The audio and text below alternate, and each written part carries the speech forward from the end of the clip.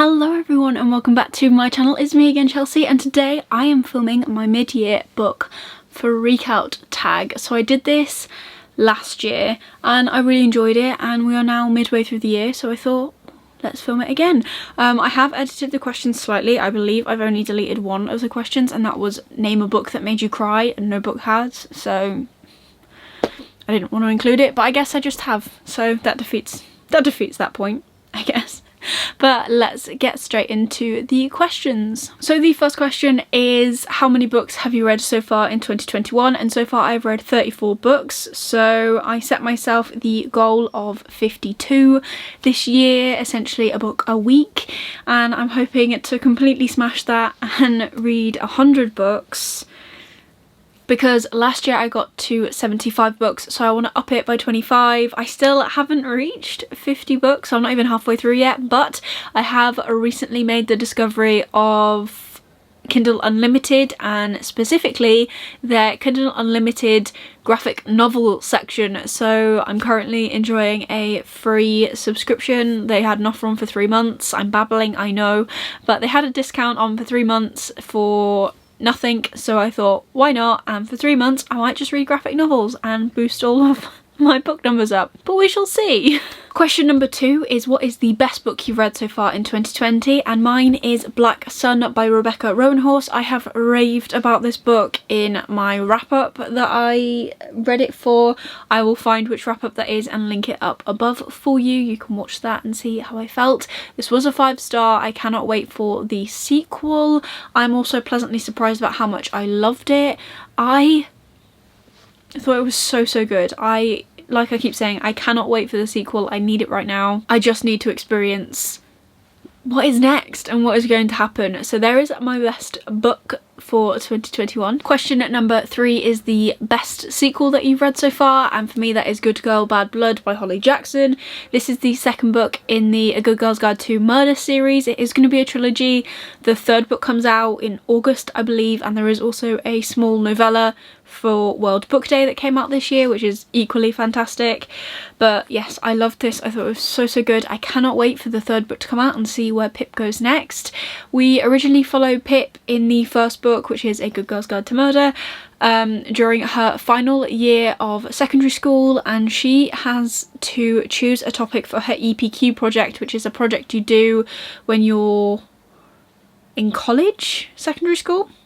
I can't remember, one of them, and she has decided to base her project along the murder that happened in her town 5 years ago, which essentially was an open and shut case. The police believe that the girl that was murdered, it was her boyfriend that committed the crime, and unfortunately he committed suicide, so there is no proof. He had no ability to defend himself, so everyone in the town just believes he did it, and Pip just doesn't think that that is correct. So obviously we follow her as she goes through doing her project and also trying to solve the case, and I thought it was fantastic. I really enjoyed it. I really enjoyed the second book. I cannot wait for the third book.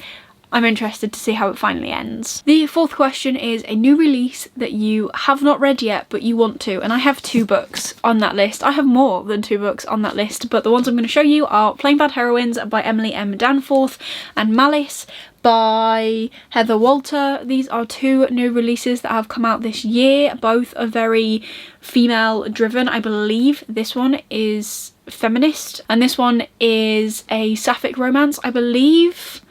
Not too sure, I haven't read either of them, but these are ones that are massively high up on my list of books that I want to read. I need to get to them soon. I cannot wait to get to them. I will link their descriptions down below in case you want to check them out. I'm not going to talk through all the descriptions of every book. We will be here forever, but they'll be linked down below for you. The 5th question is your most anticipated release for the second half of the year, and for me this is going to be Empire of the Vampire by J. Kristoff. It is massive. It has so much hype around it. It is insane. Every single special edition that has gone up has sold out within hours. It is bonkers. I'm so glad that I managed to get my hands on the Waterstone special edition of the book, but now I have to try and keep up with the special editions for the rest of the trilogy. I think that might be a bloodbath, but it is essentially a book about vampires, but not but not necessarily ones that I've already previously read about. So I'm very excited to see what he does with the vampires. I'm very excited to see what the world is like and how the whole thing is set out. I can't wait to see the artwork that's included in that book. It's a very highly anticipated release for me. Question number 6 is the biggest disappointment, and for me that is The Ever Cruel Kingdom by Rin Chupeco. I gave this 3 stars, so it was a good book. I'm not saying it wasn't. However, it was a disappointment to me because I actually really enjoyed the first book. I feel as though, although I hated with a passion one of the main characters in the first book, and she's still in this book and I'm still not massively keen on her, I feel as though the first book actually elicited a better reaction out of me. Like, I felt more things towards the book and I was really looking forward to reading the sequel, and this just kind of fell a little bit flat for me. I'm not 100% sure why that was, but it did, and I'm gutted about it. So this is my biggest disappointment so far of 2021. There is still room for this to be topped, but we'll see. Question number 7 is biggest surprise, and for that I've got Raybearer by Jordan Ifweko. This I gave 4 stars. I believe it just missed out on kind of like a 5-star. I don't know what it was, there was just something, but I loved it so much that I bought the Illumicrate special editions of it, so I must have loved it. I think this is my biggest surprise of the year so far, purely for the fact that this is a YA book that I fell in love with. I'm also quite surprised with how much I loved Amari and the Night Brothers. I really enjoyed that. I didn't think I was going to enjoy it as much as I did, but I did. I'm also pleasantly surprised with how much better The Kingdom of Liars got by Nick Martell. There are quite a few books, but I think this is definitely the biggest surprise so far of the year, and we shall see what else will surprise me throughout 2021. Question number 8 is your favourite new author, and that can be new to you or a new debut author, and currently as it stands it is Brandon Sanderson. We all know Brandon Sanderson is not a debut author. He has been going for many years, but this year I actually read my first ever Brandon Sanderson book, which was this one. It was Skyward, and it is a YA sci-fi novel, so I think that's why I actually really enjoyed it, because it was a nice in to his works. It's not as big and chunky as the Mistborn trilogy and that whole cosmere, so I think this was a really good starting point for me.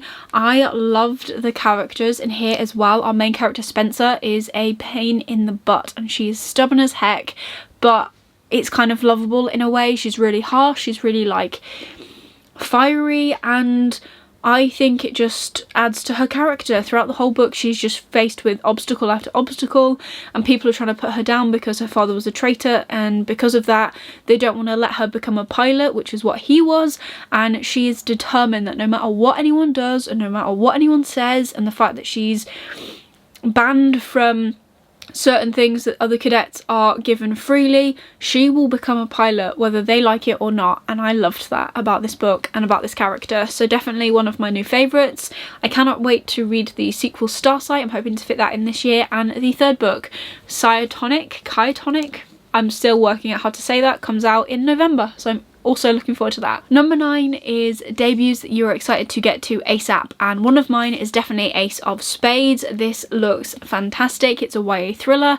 It is based around a high school, and there is an anonymous texter who is opening up a can of worms for 2 students in particular and giving off all of their secrets. This book has been publicised to be a mix of Get Out and Gossip Girl, and personally I loved Gossip Girl. I binged the whole series, all of the series when it was on Netflix, and I tried to do a rewatch at the start of this year and then Netflix took it off, so I'm very sad about that.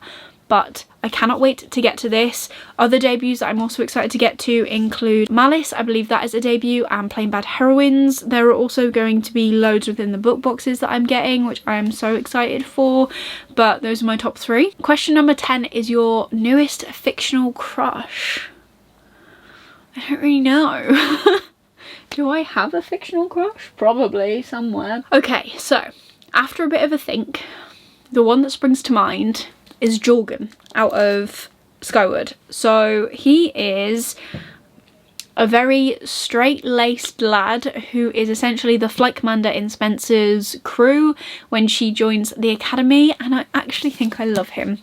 I don't really know why. I think it's more the fact of he comes around, like he starts off as being, as she lovingly calls him, a jerk face, and he kind of gets better as the story goes on, and I think I really like that.